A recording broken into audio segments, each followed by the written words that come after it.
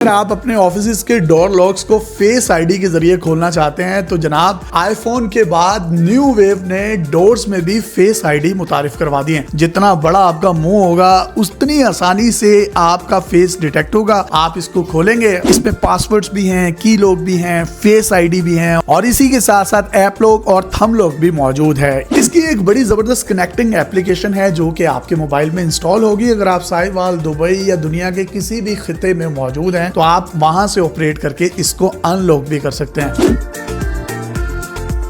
पाकिस्तान की तारीख में पहली दफा इन्होंने डिजिटल ड्रॉज मुतारिफ करवाए हैं जो इनका दावा है पूरे पाकिस्तान में इनके अलावा किसी के पास भी नहीं है। दुकानों पर आपने ड्रॉज रखे होते हैं, आप उसको खोलते हैं, पैसे डालते हैं, उसके बाद आप इधर उधर हुए तो आपका मुलाजिम फट्टी मार लेता है। तो फट्टी से बचने के लिए ये ऐसे डिजिटल लॉकर्स हैं जो कि बायोमेट्रिक ऑपरेट होंगे, पासवर्ड्स होंगे और जैसे ही आप इसको खोलेंगे और बंद करेंगे उसके बाद आपके अलावा इसको कोई नहीं खोल सकता।